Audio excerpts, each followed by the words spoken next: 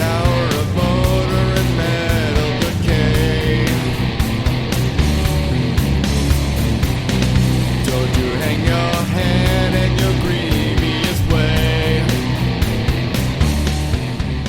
Hello and willkommen zum Auf Die Fresse wXw review podcast in English. I'm in Hamilton, back first time in a while, joined by Mike Kilby. Mike, we're in festival month. How's it going? It's been a nice long summer, and we're in the embers of the year. So but always exciting to be towards. I'm going to keep calling it Tagfest, the autumn festival. It's my favourite festival of the year. So very excited. You'll have a preview episode in a couple of days looking after the Pro Wrestling Grand Prix. Today we're going to be going over Shortcut for Top. That was nearly a month ago at this point, but very much one of those shows which could have been stopgap, or at least always saying goodbye to a few people by the end. Pretty big surprise when we left, but I guess before we go into the nitty gritty, what's your thoughts on the Shortcut for Top? Big spoiler notwithstanding. I thought it was a very well put together show. There were parts that I really did enjoy. Some good matches on sort of the undercard, and I thought that the shortcut match itself was lived up to its usual what you'd expect from them shorter shows. So I thought it was a decent show. For me, I think it was one of those, everyone was at a pretty stable level. You didn't have like the massive, valleys and troughs kind of thing, or peaks and troughs you usually get these kind of shows. Especially a lot of guys doing double duty. I guess we'll start with pre-show. It's a bit of a surprise was being announced for pre-show. Axel Tischer against Hector Invictus, shotgun title pre-show match. Hector's return after having paternal leave for the last few months. Things over in about 10 minutes flat. I think was timed at. I guess hindsight, he's shotgun title defense in the pre-show. We've done that a bit more. We've tried to make these pre-shows a bit more, can't miss. I guess. I thought it was a really good match for 10 minutes. Axeman, you know what you're getting with him. Hector rusting us aside early on. The same with him.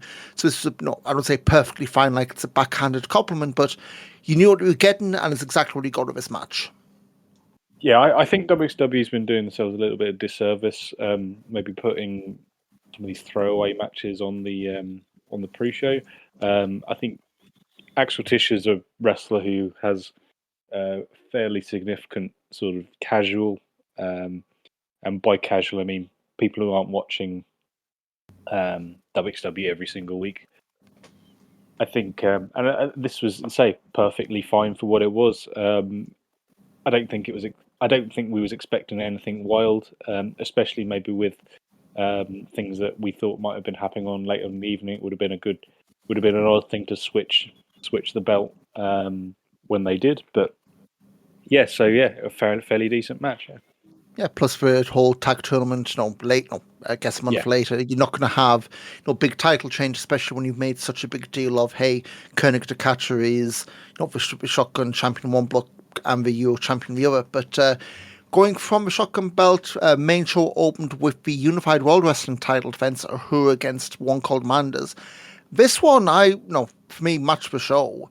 And Uhura, we said when he came back to Coward, 2 years ago at this point, he's got a much higher ceiling than Maggots did. And I think this was one of those where it was really proven, like he really brought it. And that three-way feud, which I did something on Voice of Wrestling pretty much saying about how Uhura and Ilya Bloom were the two guys going for his title. Yeah. And spoiler, that it's been thrown a bit off course, but that little back and forth between Uhura and Bloom, neither have been able to topple Manders, who really I thought was this going to be the time he was going to lose it. But clearly not, and Manders stands tall, and we're still waiting to see who the better is between Uhura and Bloom. At the moment, both are very much distant second to Manders at this point. Yeah, and I think they've drawn the line quite clearly, isn't it? That these people aren't on the level of Manders at this moment. the going on to the match that's happening at the Autumn Festival, the person that they will be that Manders is facing, we don't know if he's the same level as Manders. He might not be at the similar level, if you know what I mean. So Yeah. yeah, I thought it was a bit of a surprise to see it first on, but then again, I think start as strong as possible, really. And I think equally, if you have a big title match, it can sometimes maybe take a little bit of the, especially one that I think performed as well as this one. It can sometimes maybe take a little bit of the breath away from the audience, and they need a little bit of a rest between between say the title match and what really is the main event of Shortcut, which is the battle royal itself. So yeah, but I think it was excellent. Let's say Ahura, another great performance from Ahura in when he really does put his mind to it, he can pull it out of the bag. And I think, I don't know if it's done rounds on GIFs, but that whole spot on the outside, the Lariat way, just almost like cartoonish, flying back into the crowd, really, amplified Manda's many Lariats. But yeah, no, close but no cigar for Ahura, still very much not quite the level of a title at this point. We go on to Bobby Guns against Kid Bandit. This is one I was a little bit worried about, just based on Kid Bandit style and how they are, how do you say, the style they have on paper and the idea of it is better than the execution. Watching live, I think there was a bit of an issue with the sound, so you didn't get any of her entrance, which apparently was, I think she said it was her band or something like that, was the music providing the track. So, I think it's been fixed on the VOD version, obviously, but live was a bit silence, but whatever. But yeah, I think this one, it really just seemed to be Kid Bandit getting their stuff in. But the obviously going to get here is Bobby Guns staying around. He's the one who got the win. Yeah, for me, this really didn't land for me. I don't think there's anything wrong. I just don't think the two meshed as well as they probably could have done. Yeah, I didn't really think that Kid Bandit really fitted the sort of the tone of the show. Really, I don't really know a lot about Kid Bandit as a wrestler, but this wasn't maybe the best showing for them.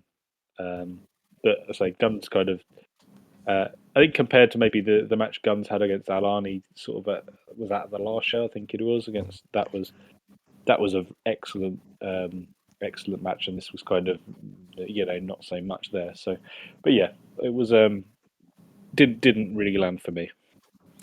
And speaking of Alani, he was up next, defending the European title against LJ Cleary. LJ hopping between Florida and Europe for the time being. And again, this is one, getting much like the pre-show shotgun match. You weren't really expecting LJ to win. The fact that he wasn't announced for the König to Catch or anything with the festival coming up. So it's like this was more placeholder, I guess you would say, title defense. Fine enough what it was, but again, I had this criticism with Rev Pro, their Global War stuff, and some of the recent shows. This is one of those matches where it was a foregone conclusion. Like, it would have been an almighty upset to have LJ win the belt, especially with it. Well, maybe this be his first appearance in wXw since. It's got to have been like one of the past festivals. He says, clicking around. Wild card, probably, yeah. No, Fan 2023 against Patani. Well, yeah, fair enough. Okay. So yeah, and then the wild card, 3 years ago. So yeah, this very much would have been like mother of all upsets. But again, perfectly fine. Alani, he's quietly building that winning record again. I don't think there's any cat in hell's chance he's going to get to the 30 he had during the pandemic. But it's a good little storyline they're telling with him, or at least in terms of. If a big loss comes, it'll be in the König to Catch a final, and we'll see what comes out of that. Anything you take away from this match, or is it just like, say, a placeholder stuff?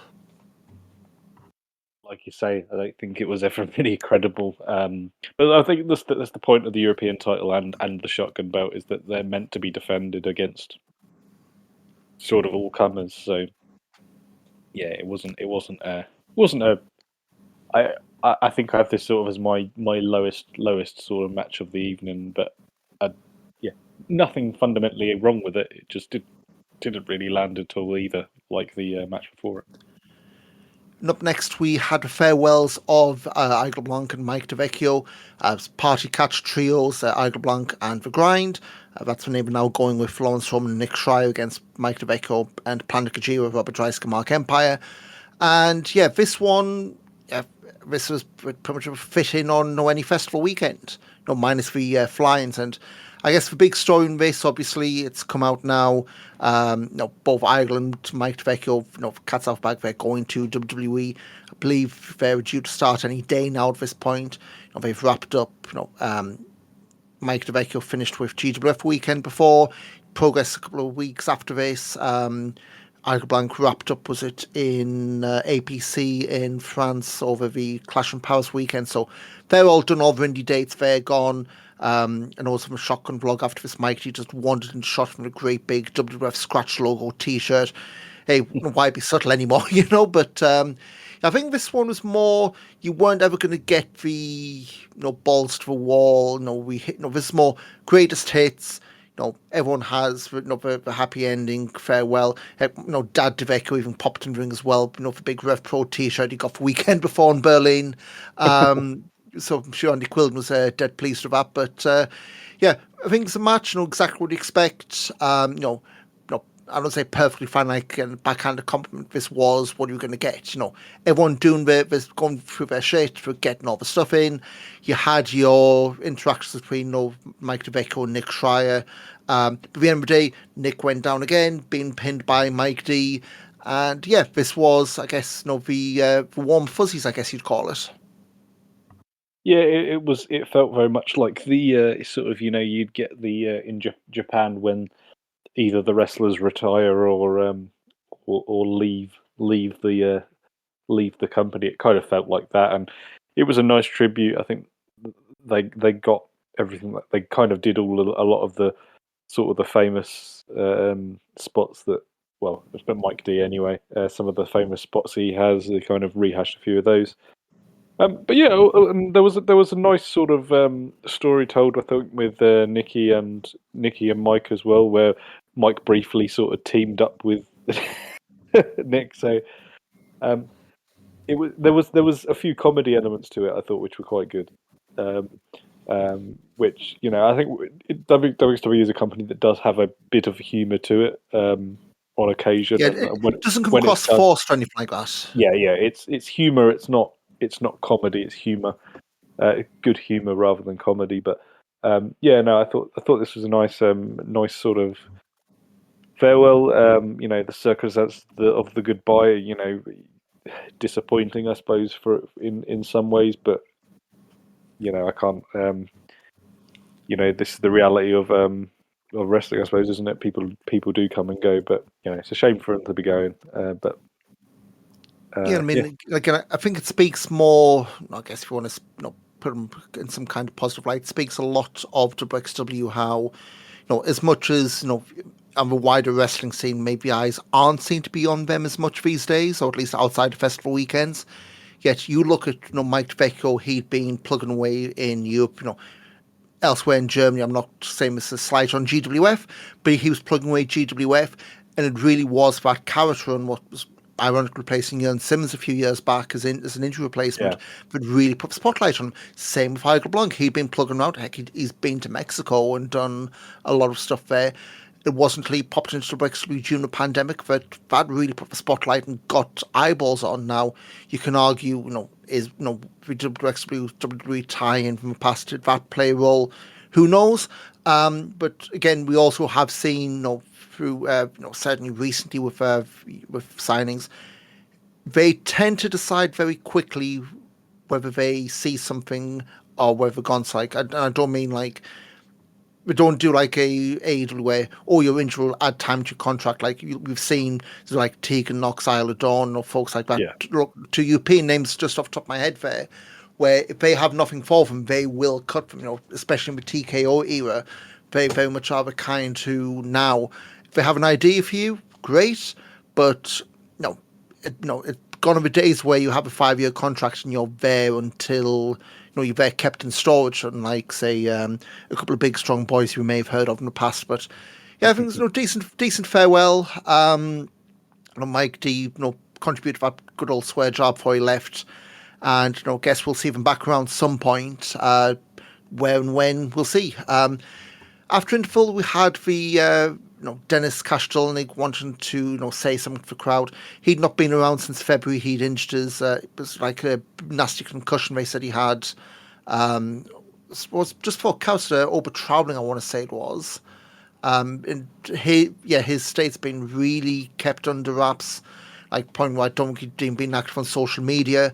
Come showtime came out and everyone was expecting, he's retiring. He told this story about how he lost his job because he was hurt. He couldn't focus. He was getting constant headaches.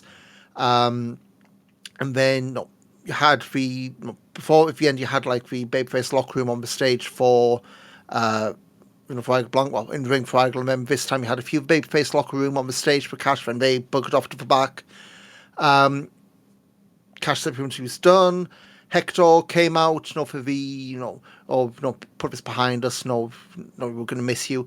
And wouldn't you know, it was a setup all along, Mike. Cash Stolnik is fine now, attacked Hector, and I think it was that one thing screaming said, I've forgotten the German's like, who's dumb now? I think he was screaming, like, fed up with the crowd, and Hector, treating him as a simpleton.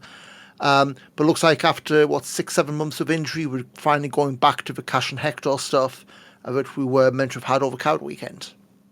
Yeah, and I think it was quite a sort of a well done sort of segment as they go.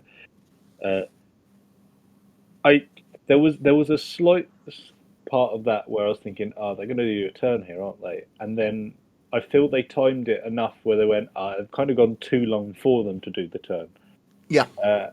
So I went back on myself again, and then they did it. And I was like, brilliant. So yeah, it was. I think it was a bit of a lost opportunity to maybe not have that match over Carrot Weekend. I think it would have.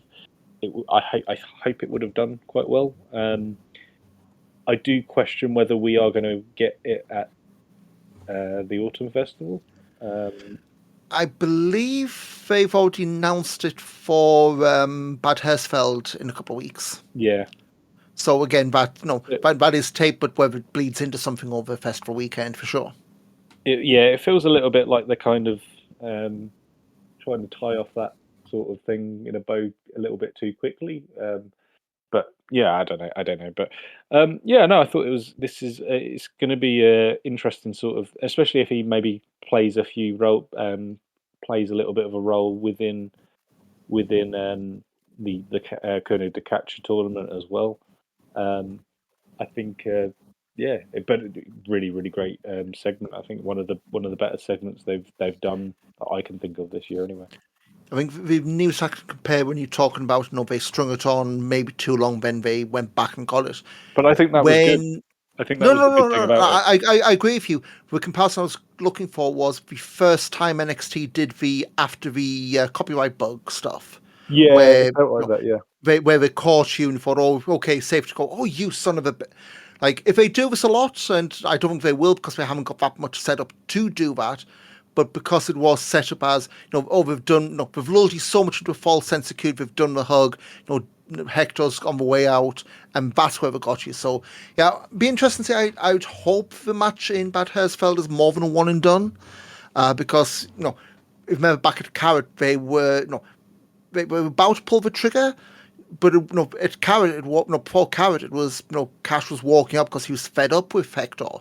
So, you've got that whole thing of, he's had 7 months to reconsider, not 7 months to jump ahead because he missed the bolted Carrot. But we'll see what comes out of this. Then, of course, the main event, the eponymous shortcut for top match. Not going to go through everyone involved, but had a couple of names in there. Kid Bandit was in. Gringo Loco, surprise entrant number 2 with Sultan. Do we want to talk about Mecca, or is this going to be a bit too mean? About? So Mecca, part of the Hype Dogs, he's part of the World Tag Tournament came in number 7 pretty early on, and thinks he's not his debut. He's one of his first appearances into wXw, and the spot he had coming in was slide into the ring, and it's meant to be everyone's like clubbing on his back, and then he does the big monster spot. Except time was off, and everybody forgot the cue. He just slid into the ring, was on all fours, like shaking like he was meant to be being beat, but nobody's actually hitting him. So just like he stumbled and was staggering around, and people turned around, oh yeah, we're meant to beat this guy in the back. It looked bad, and like there's a problem when you do spots like this when it's if it's one or two people, fair enough, but it's that whole the whole dissolution of the dissolution of responsibility or diffusion of responsibility. When you have, hey, everyone does this, and everyone leaves to everybody else, this is what happens. And I'm sure other people else will be well picked to go, well, this is why you shouldn't plan spots, to this extent, you should just have it be natural. I understand what they were going for, just unfortunately it just made him look really daft. And it's it's a game of seconds, a game of millimeters, I guess you'd say. But just the fact that everyone at that point just was not in place. But yeah, going through the list again, Ahmed Chair, which, that was a absolute bizarre one that fed into stuff with Metahan, which, I guess the plan, but that was a booking I absolutely was not expecting.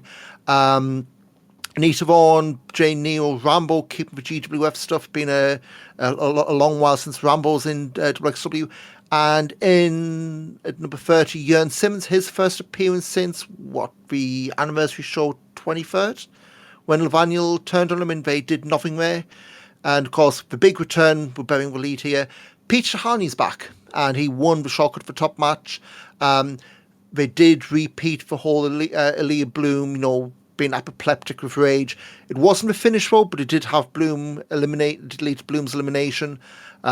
Tahani did have to do some stuff here to get the win, but certainly a very newsworthy shortcut for top with big return of Tahani and Jørn Sims, whether maybe he's not booked yet, but whether it's a 100, and obviously Rambo, Chair, three GWF lads as well. Yeah, I think so. I think the sort of semi-surprise obviously was Jørn Simmons. I think he would have. Well, he's been active, and I always think he is an asset whenever he is in the company. It's just when he doesn't really get given anything, it's a bit of a letdown.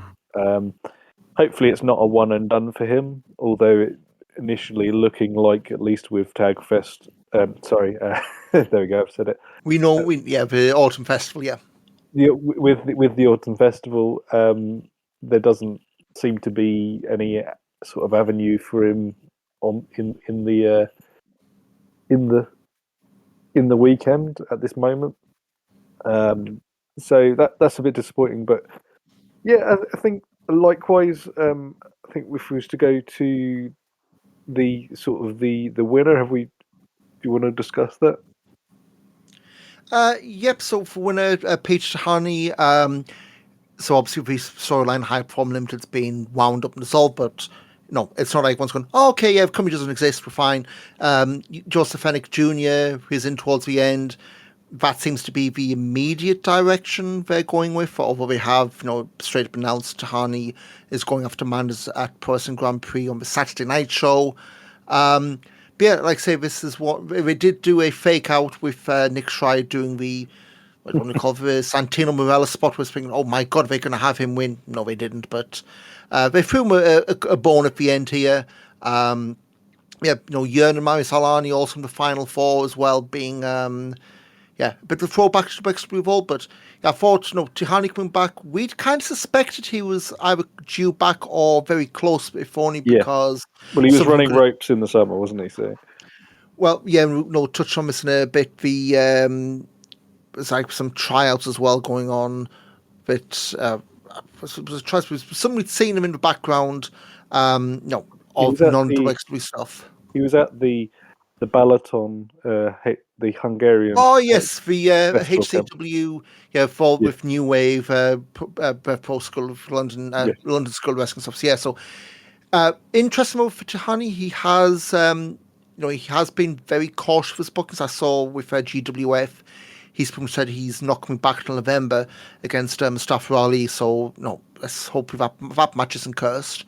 Yeah, back after after a couple months back, after a couple months out even, and we'll see what comes of Tihani. Still flanked by Robin Christopher Forberg, just for getting rid of the high perform limited stuff. It is straight up Tihani and heel manager stuff. So yeah, we'll see how that manifests over the autumn festival weekend. But yeah, shortcut for top. I guess in a way, I called like a bit of a soft reset for sure. You had the returns. And you're still setting stuff up for the various tournaments later this month. Oh yeah, one other name we completely whiffed on and was playing to the Femme Fatale. Baby Allison back for the first time since about a year, I don't want to say. She was last in. I'll say back first time since February after pre-count. So she's back. Maggot not yet at this point, but yeah, we'll see. But again, plenty of unannounced TBA stuff for the Pro Wrestling Grand Prix weekend. But speaking of, we have got a bunch of news bits, and what I would say we're going to do the full preview of Pro Wrestling Grand Prix weekend, including the matches. So we're just going to go over names announced, matches. Check out the podcast in a few days. Big one from wXw, they announced that we have Los Tranquilos de Japón, Tetsuya Naito and Bushi under their non-New Japan copyrighted names. They're in for the Saturday afternoon, show 2 of the Pro Wrestling Grand Prix. I think some of the meet and greets on sale, I believe, for those. I think when we looked, they are, well, I think we're moving brisk. I don't know if they're still available there or what the status of those, but yeah, certainly, this will be first time since what, Tanahashi, Absolute Andy back in the day? First time I've had New Japan, major ex-New Japan names, I suppose. Yeah, apart from like Yota Tsuji, I suppose. True, yeah. Suji would have been on Excursion, I guess, more recently. Yeah. It would have been on the Progress stuff. Ozawa was in as well, although, yeah, that I don't suppose went too well. He's just gotten injured, but yeah, we'll see there. Final teams for the Pro Wrestling Tag Team Tournament. We've got the Grind, KXS, and returning Gullius brothers. Whether it's Phil Moss and Attila or Gullius Jr., we'll see on the day. And apparently the tag team tournament isn't for the tag titles, at least I guess not the finals, but yes, we're not going to get the hot potato we saw in years gone by. The Koenigsegg catch has been wrapped up. Aaliyah Bloom, Joseph Hennick Jr., Ahura and Bobby Guns. Although they need a late replacement. Francesco Akira broke his wrist at Rev Pro the end last month. LeBron Cazon's in. He's been on WXW's radar for a while, being going 14 years. Deadlock Pro's national champion, got a load of buzz from those who watched Deadlock. So yeah, if he's in, replacing in Block A, I guess may as well go for Block A, Mari Solani, Aaliyah Bloom, LeBron Cazone, Bobby Guns. Block B is Hector, Adam Priest, Ahura, and Joseph Hennick Jr. So yeah, 2 very well equipped blocks of 4 there.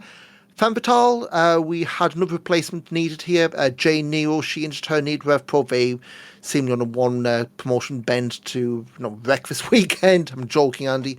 Becca's replacing her on top of Anita Vaughan, Baby Allison, and returning Orshi for Femme Fatale. So that's first time since what, anniversary 2023. So yeah, very well timed return there for Orshi. Couple of matches. Again, we'll go for full cards. We've got Violence Forever against Hyperactive on the Extreme Wrestling Party show. And we'll find out whatever hell is going on with Los Tranquilos de Japón. They haven't announced yet. I would suspect maybe a team eliminated on night 1. Guess we'll see. I mean, at this point, them being there is the draw rather than the match at this point. But guess we'll find out. A couple of other bits. So WWE had some tryouts in New Jersey before SummerSlam at the end of July. Aaliyah Bloom, Anita Vaughan, Golden Boy Santos, and LJ Cleary all from WWE Universe as part of it.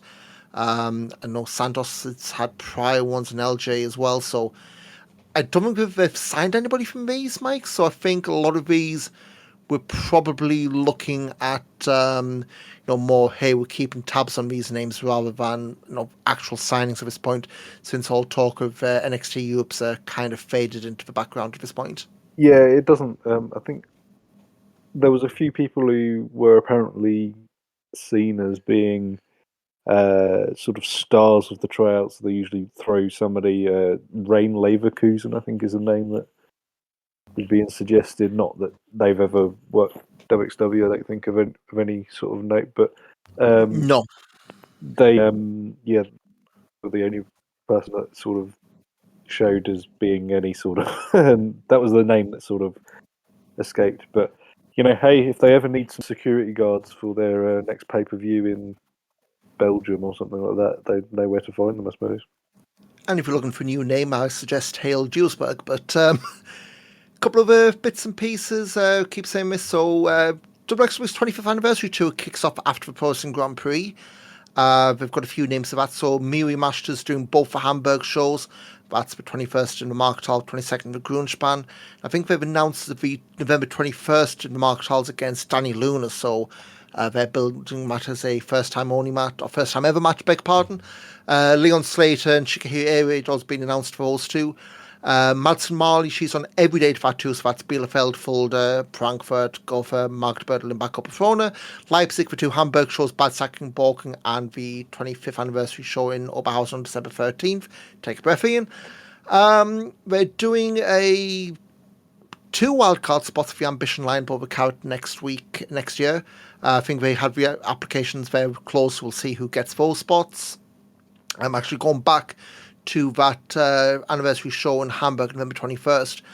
Not for us, but if you're in Essen, they're bringing that back to the Astra Cinema in Essen, which I think is the first time I've done that, and that's something different, I suppose. Although I guess it's saving people with wXw Now subscription, but it'd be interesting to see how many actually rock up for that one.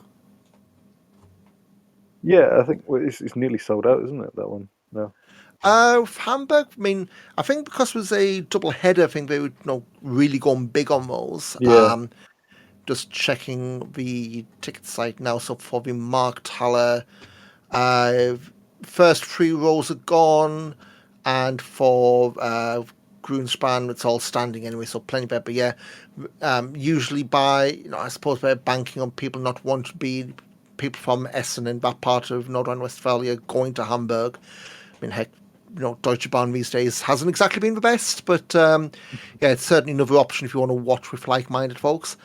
Zoltan, your new wXw Academy champion, Andy Quilton's favourite young wrestler, he beat Dieter Schwartz on a show for Vatsos from Wrestling Dresden at the end of August. Schwartz had the belt since May, since he beat M4 for it, so I know they've not been holding that much more way of the Academy shows lately, so I guess we'll do the title change, but I guess we'll see if that leads to anything. Speaking of the Academy, the Heat in the Academy show popped up this past week in Gelsenkirchen, and we had a farewell in this show with referee Alex Henke doing his farewells.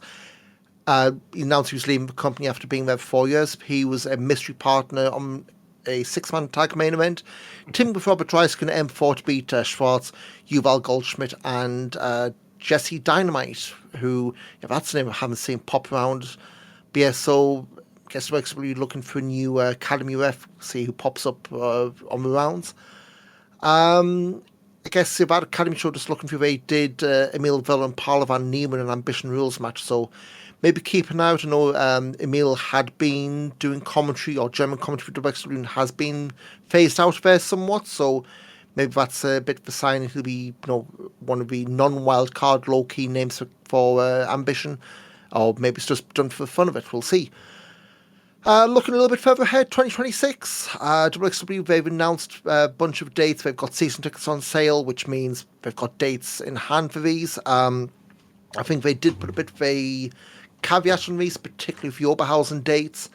But basically, the Turbine Hall gets, what's the phrase, a more lucrative offering for those dates. Then they may be pushed back a day or two. So yeah, these are all placeholders. But if you're looking to plan for any of these, these are the dates you need to pencil into your diary. Of course, for Oberhausen, the Turbine Hall, Back to Roots on January 24th. Of course, Carrot, we know of March 6, 7, 8. That's not in your season ticket. To be announced show on June 6th. I think that's been Drive of Champions in years gone by. Shortcut for Top on August 15th.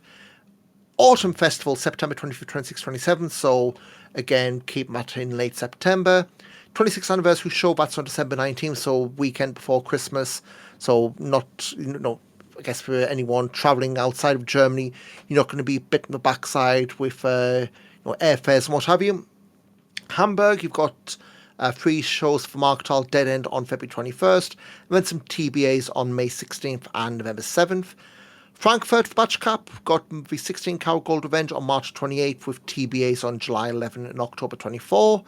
And Leipzig for Hellraiser, it's the first time I've done a season ticket for a while here. Road 16 Karat Gold on February 8th, I think that'll be the tournament gimmick, and then some TBAs on April 12th and November 15th. So that's 28 days announced at this point, not shows, but 28 dates I've got shows for. So yeah, they're slowly ramping up, shows, and granted, not all of these are getting taped, but certainly a lot more active than they were, coming out of the pandemic, that's for sure. Yeah, it's a good sort of slate of shows for next year already. No tournaments, I think. There is the World Cup, I suppose, but I don't know if that's going to affect it quite as much as maybe the Euros did last year. Well, again, I think that's the America's one, isn't it, next year, where it's spread across multiple continents. So we'll see, multiple countries would say, so we'll see how that goes. And again, the time zone difference shouldn't be too much of an issue. But they do tend to take the summer break, so we'll see how that slots in. But of course, up next, Wheel of Wrestling 70 for Stadthalle in Bad Hersfeld on September 19th. We won't be covering this in a podcast until after Pro Wrestling Grand Prix, so quick run through the card. We've got The Grind, of course, Lawrence Roman, Nick Schreier against Bobby Guns and Mari Solani. Can they coexist for 2? They're going to have a match over the Pro Wrestling Grand Prix weekend. World Tag Team titles, KXS challenging Planta Gojira. Alexander Bellamy's been thrown under the bus by Norman Harris. He's taken on Metahan. Matthew Justice against Leah Bloom. Watch out for a number of wrist locks. It's going to be low. Ahu against Masha Slamovich. And the shotgun title on the line, Dennis Stolnik challenging Hector Invictus. And then, of course, Pro Wrestling Grand Prix. We're going to have a preview episode out a couple of days' time. Ticket-wise, if you haven't planned, I think last I checked, pretty much everything's got decent availability. I know we said the Inner Circle was down to final 10, I believe I said last week. Just checking now. Actually, 6 at time of recording. So if you want to do Inner Circle, get a move on, because that's, that is pretty much very limited at this point. As for the festival itself, they've got full festival tickets, day tickets, show tickets. Good luck tracking those, but plenty of availability if you just want to get in the door. And yeah, so my guess, quick one before we go into the Pro Wrestling Grand Prix preview. Plenty to look forward to, at least beyond this coming festival weekend. Yes, it's a exciting sort of period as always. I think Bad Hersfeld, I think it's a shame it's not Bielefeld as it normally is, but I don't remember the last time they ran here, but I believe it's a debut. Yeah, so there but the card looks good fun. Interesting sort of imports. Masha being on there is a bit of a surprise, but I'm looking forward to that show. So Yep. Because she hasn't been announced for Pro Wrestling Grand Prix, but there is a blood sport going on the weekend of Pro Wrestling Grand Prix in Camden. And right now that's got London, pretty much nothing announced, so we'll see who's going to blink first. But anyway, again, if you listen to us first time, we're on all the usual podcast places: Spotify, Apple Podcast. Search for Auf Die Fresse on YouTube. Mike, your Mike Kilby on everything. Yep. Ian Wrestling on everything. And we will see you in a few days' time for the Pro Wrestling Grand Prix preview. And yeah, thanks again for listening, and cheers. Cheers.